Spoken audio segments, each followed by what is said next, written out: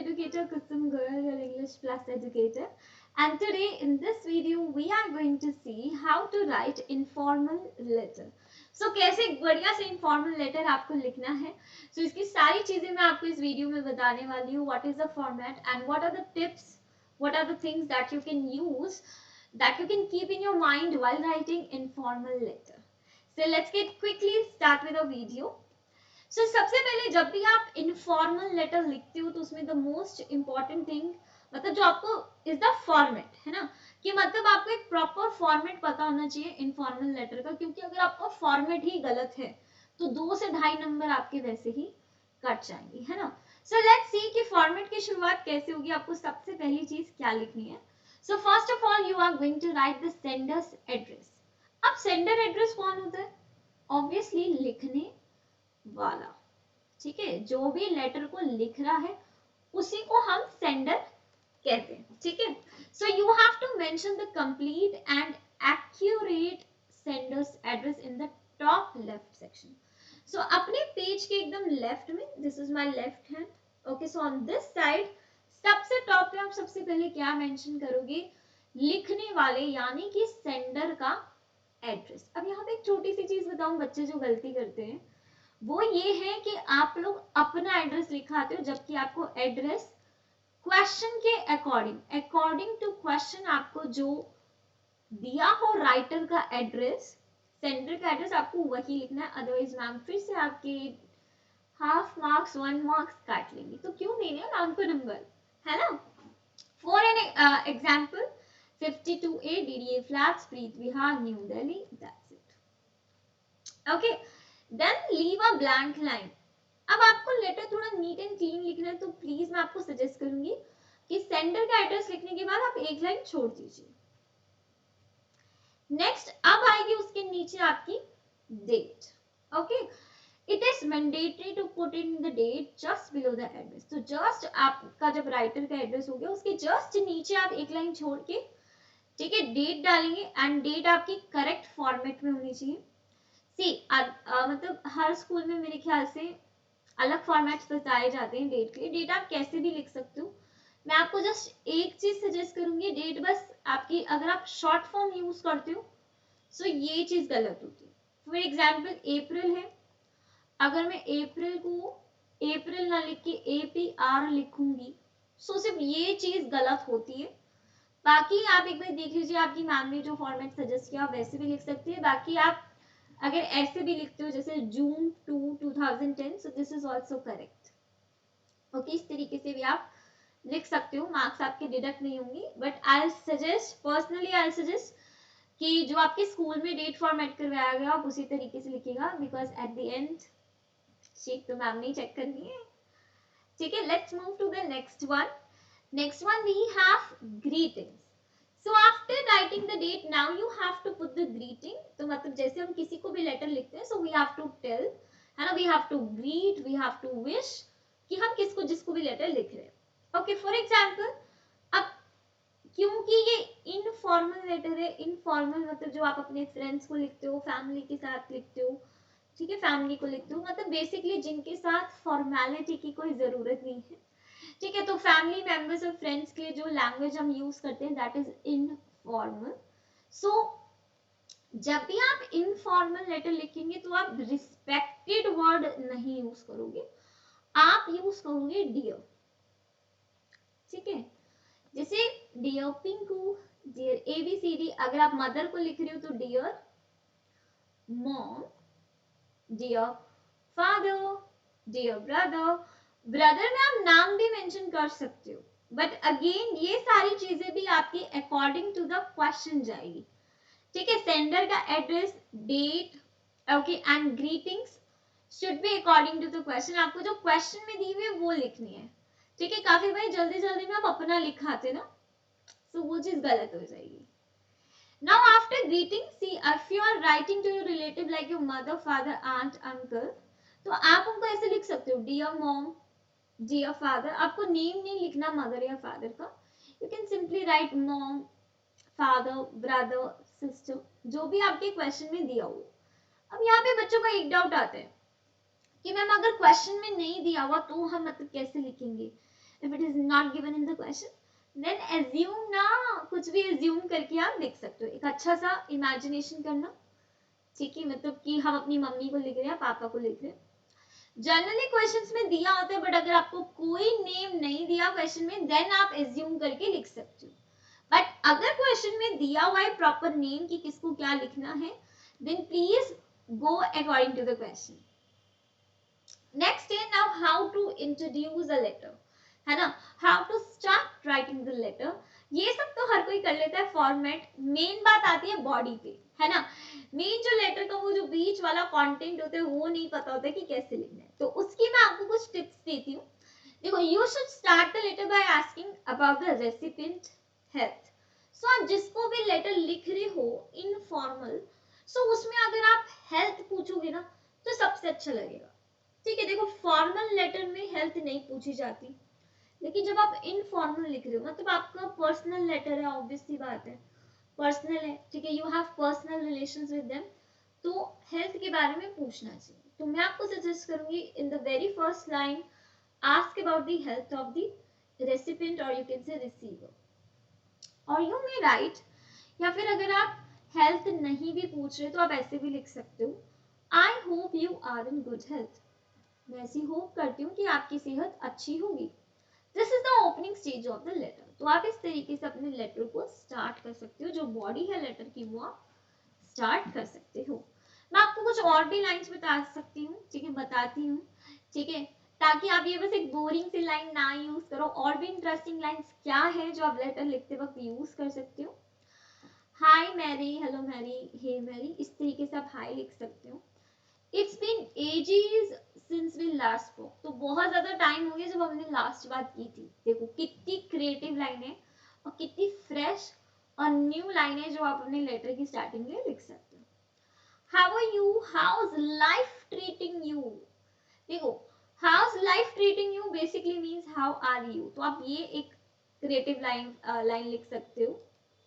How is life, how are things, any news, anything strange, या फिर एक बहुत बढ़िया line, what are you up to these days, आजकल आप क्या कर रहे हो, है ना। सो वो बोरिंग वाली लाइन हाउ आर यू वाली छोड़ के आप ये सारी लाइंस भी यूज कर सकते हो। बाकी अगर नहीं करनी है तो आपकी सिंपल बेसिक लाइन तो रेडी है, I hope you are in good health. So इस तरीके से आप लेटर की ओपनिंग कर सकते हो। नाउ लेट्स सी आगे क्या लिखेंगे बॉडी ऑफ द लेटर में। अब देखो, जो भी आपका जो पूरा लेटर है वो एक तो फ्रेंडली टोन में जाएगा, ठीक है। आपको अपने लेटर में कहीं भी ऐसा नहीं दिखाना कि आप बहुत ज्यादा फॉर्मेलिटी कर रहे हो, ठीक है, या फ्रेंडली वे में बात नहीं कर रहे हो, ठीक है। लेकिन आपको ओवर फ्रेंडली भी नहीं होना। फॉर एग्जाम्पल आप किसी अपने आंटी अंकल को लिख रहे हो, आंटी अंकल को लिख रहे हो, सो आपको एक चीज मेक श्योर करनी है कि आप उनके साथ रिस्पेक्टिवली बात करो, मतलब आपके जो सेंटेंस हो उनसे ऐसा लगे कि आप, हाँ, यू आर पेइंग रिस्पेक्ट, ठीक है। कोई भी आपको डिसरिस्पेक्टफुल वर्ड या लाइंस का यूज नहीं करना, ठीक है, मतलब ऐसा जो आपको लगे कि स्टैंडर्ड या लाइन क्रॉस कर रहा है, ठीक है, वो आपको सेंटेंसेस नहीं लिखने हैं। ओके, ये आपको कैसे पता लगेगा, जितने लेटर्स आप प्रैक्टिस करोगे, लिख लिख के देखोगे, आपको पता लग जाएगा कि आप कैसी लैंग्वेज लिखते हो। क्योंकि देखो कुछ बच्चों के साथ ऐसा हो जाता है ना कि वो जैसा बोलते हैं मतलब अपना डेली लाइफ में वो वैसा लिख भी देते हैं, है ना। सपोज अगर मैं काफी ओवर फ्रेंडली नेचर की, मतलब मैं दोस्त में मतलब उतना ठीक से बात नहीं करती, तो होता है कभी कभी हम राइटिंग में रियल लाइफ ले आते हैं, है ना। सो वो चीज आपको नहीं करनी है, आपके sentences should be friendly but over friendly नहीं होने चाहिए, डिसेंट सेंटेंसेस लिखने हैं जिससे किसी के सेंटिमेंट्स हर्ट ना हो। Now let's see, informal letter में ज्यादा स्टेप्स होते नहीं, आपने हालचाल पूछ लिया, थोड़ा नु बात कर ली, और जैसे मतलब आपको इनफॉर्मल लेटर में आ गया कि आपको अपने फ्रेंड को सजेशन देने कि वो चेस कंपटीशन में पार्टिसिपेट क्यों करे, उसका मन है करने का बट वो कॉन्फिडेंट नहीं फील कर रहा, तो आपको उसको सजेशन देने की वो कैसे, मतलब आपको उसको एनकरेज करने की चेस कंपटीशन में पार्टिसिपेट की करे। सो इस तरीके के इनफॉर्मल लेटर्स आते तो आप थोड़ा सजेशंस वगैरह दे के, ठीक है, देन आपको इसमें ज्यादा लिखना नहीं होता। Then you have to come to the conclusion. Conclusion में आपको करना क्या होता है, बेसिकली कंक्लूजन बहुत जरूरी है, चाहे आप कोई से भी तरीके का लेटर लिखो, conclusion is must. Now let's see what is conclusion. आप conclusion में लिखोगे क्या actually? At the end of the letter you should summarize and say a warm goodbye. ठीक है, तो एक अच्छी ending letter को देना बहुत जरूरी है. So suppose मैंने आपको बोला कि आपको अपने friend को suggestions देने थे कि वो chess competition में participate करे, आपको encourage करना था. So at the end of the letter आप एक दो summarize कर सकते हो lines में कि ऐसे I hope you will definitely participate in the chess competition now. ठीक है, अब ये देखो इस लाइन से एक समरी हो गई ना कि पूरे लेटर में आपने आके लिखा गया कि आप उसको मोटिवेट कर रहे थे कि वो चेस कॉम्पिटिशन में पार्टिसिपेट करें. सो इस तरीके से आपको एक कंक्लूजन वाली लाइन देनी है. ऑल्सो आपको गुड बाय कहना है. Also make sure you request them to write back to you. और अगर आप लेटर में थोड़ा ये भी लिखोगे कि वो आपको दोबारा से रिप्लाई दे, सो वो काफी आपके लेटर को स्ट्रॉन्ग बना देगा. ठीक है, अब आपका क्वेश्चन होगा मैम लेकिन ये सब लिखें कैसे? इसके लिए भी कुछ लाइंस बता दो. तो मैं आपको कुछ इंटरेस्टिंग लाइंस बताती हूँ जो कि आप लेटर के एंडिंग में यूज कर सकते हो. Well that's all for now. So अभी के लिए बस इतना ही था लेटर में. I would better get back to work here. I must go. ठीक है, अब देखो हम लेटर में बात तो नहीं कर रहे हैं ऐसे मतलब वर्बली, लेकिन अगर आप ऐसे लाइंस यूज करोगे I would better get back to work here, I must go, तो एक ऐसा नहीं लगेगा, थोड़ी लेटर आपको थोड़ा लिवली हो जाएगा. मतलब ऐसा लगेगा मैम को कि आप एक्चुअली लेटर में बात कर रहे हो, सिर्फ नंबर के लिए आप लेटर नहीं लिख रहे, है ना. और जैसे ही मैम को ये फीलिंग आ जाएगी ना तो आपके आएंगे पूरे 5 में से 5. Looking forward to. Take care. All the best. All my love. तो ये सारे सेंटेंसेस बहुत छोटे हैं, आप इनको इजीली लर्न कर सकते हो एंड आप इनके थ्रू एक अच्छे सेंटेंसेस बना के लिख सकते हो, है ना. Right now at the end सारा कुछ लिखने के बाद आपको डालना है signature. In the end you need to put your signatures to close the letter. You can sign off as you want. Kind regards आप ऐसे लिख सकते हो. Kind regards, lots of love, best wishes, etc. For example, your loving son, Sparsh. आप इस तरीके से अपने लेटर को क्लोज कर सकते हो. अब मैं आपको बता देती हूँ एक प्रॉपर लेटर फॉर्मेट. ठीक है, ये तो हमने मतलब पढ़ा ही था फॉर्मेट वाइज, लेकिन एक पूरा लेटर देख लेते हैं कि कैसे लिखा जाता है. ओके, सो सी सबसे पहले आपका है राइटर्स एड्रेस. ठीक है, देन आपका डेट आ जाएगा, देन आपका greeting, then body of the letter and in the end आपको मतलब योर सिस्टर या आपको जो भी लिखना है. आप आई थिंक मेरी वीडियो की वजह से आपको यहाँ पे विजिबल नहीं होगा तो मैं यहाँ लिख देती हूँ.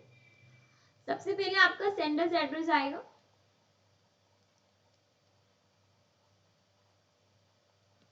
ठीक है, सेंडर्स एड्रेस के बाद आपका स्पेस छोड़ना है आपको एक लाइन का डेट. डेट के बाद आप मतलब ग्रीटिंग लिखोगे. ठीक है, डियर, आगे आपको जो भी लिखना है. ठीक है, अब यहाँ पे रिसीवर का एड्रेस नहीं आता, ये मैं आपको बता दूं. रिसीवर एड्रेस आपको नहीं लिखना है, यहाँ पे इनफॉर्मल में नहीं आता है. देन आप अपना लेटर स्टार्ट करोगे, मतलब मेन आपका जो बॉडी है वो आ जाएगा.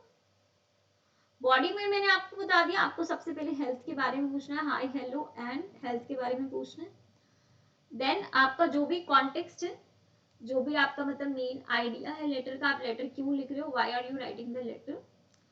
आखिरी में आपको गुड बाय कहना है उनको एंड वापसी रिप्लाई के लिए भी लिख सकते हो. एंड इन द एंड आप लिखोगे योर्स योर्स नहीं. तो जैसे आप यहाँ पे एडजेक्टिव यूज करोगे ना, हाँ जी, तो योर जैसे आप लिख सकते हो your lovely sister, your lovely sister, ऐसे भी लिख सकते हो योर सिस्टर, ऐसे भी लिख सकते हो. And then you have to put your name. ठीक है, मतलब जो भी लिख रहा है इस लेटर को, मतलब राइटर का ही नेम आएगा जो भी इस लेटर को लिख रहा है. बेसिकली जो भी सेंडर है उसका ही नेम आएगा. So in this way you have to write the letter. I hope informal letter की कोई डाउट्स नहीं होंगे. अगर कोई डाउट होता है, ऑब्वियसली पढ़ने के बाद डाउट्स आती है, सो आप कमेंट सेक्शन में पूछ सकते हो. Now let me tell you about the free class on Unacademy. आप अनअकैडमी प्लेटफॉर्म पे भी फ्री क्लासेस कर सकते हो, तो फटाफट से अनअकैडमी आप डाउनलोड कर लो. कुसुम मैम को फॉलो कर लो, ठीक है। हमारा अनअकैडमी पे फ्री क्लास है, कब? ऑन May 4 7 PM, 4 तारीख को 7 बजे हमारा फ्री क्लास है एडवर्ब्स के ऊपर। जैसे ही आप अनअकैडमी आप डाउनलोड करोगे, क्लास के एनरोल करोगे फ्री क्लास के लिए, तो आपसे कोड मांगा जाएगा, तो आप कोड यूज कर सकते हो KG31, ठीक है। ये कोड लगा के आप एनरोल कर सकते हो, बट मेक श्योर जब आप ये कोड डालो तो बीच में कोई जगह नहीं छोड़ो, गैप नहीं छोड़ो, स्पेस बटन आप ना दबाओ, ठीक है। And yes, there is also one more thing कि अनअकैडमी का आप 7 डेज फ्री ट्रायल भी ले सकते हो, ठीक है। इसके लिए भी आपको अगेन अनअकैडमी आप डाउनलोड करना है, दैट्स इट। एंड बेनिफिट्स आपको पता ही है, live classes by top educators, unlimited access to the plus content, and yes proper आपको शेड्यूल वगैरह सब कुछ मिलता है ना। सो इसके लिए भी आप सेम कोड यूज कर सकते हो KG31। सो एक बार मैं आपको ये नहीं कह रही आप अनअकैडमी का सब्सक्रिप्शन खरीदो, मैं आपको जस्ट ये कह रही हूँ आप ये 7 डेज का फ्री ट्रायल तो बिल्कुल मिस मत करना। एक बार ये फ्री ट्रायल है, आपको इसके लिए कुछ भी पे नहीं करना, आपको बस कोड यूज करना है KG31, that's it. Okay, and then 7 days आप अनअकैडमी पे जितना भी प्लस का कंटेंट है वो फ्री में देख सकते हो, ठीक है। And we have a plus course also, जिसमें अभी हम इंग्लिश ग्रामर और लिटरेचर दोनों चीजें कवर कर रहे हैं क्लास 8 की, ठीक है। ये कोर्स आपका 14 अप्रैल से स्टार्ट हो चुका है एंड अभी तक चल रहा है, सो आप इसमें भी एनरोल कर सकते हो। Also with this we have Utkarsh batch, जिसमें आपको क्लास 8 के सारे सब्जेक्ट्स का फुल सिलेबस कवरेज प्रोवाइड किया जा रहा है, that is of maths, science, SST, Hindi and English, and English I am teaching. My name is Kusum Goyal. You all can follow me on Unacademy. And कहीं पे भी आपको Unacademy पे कोई फ्री क्लास सीखनी हो, फ्री में टेस्ट देना हो, मैक्सिमम डिस्काउंट चाहिए हो आपको प्लस आइकॉनिक के सब्सक्रिप्शंस पे, कुछ भी बेसिकली आपको करना हो, अनअकैडमी आपसे बोले आपको कोड लगाना है, you can definitely use the code KG31। Okay, thank you so much for watching this video. कोई भी आपको डाउट हो तो please let me know in the comment section box. Thank you.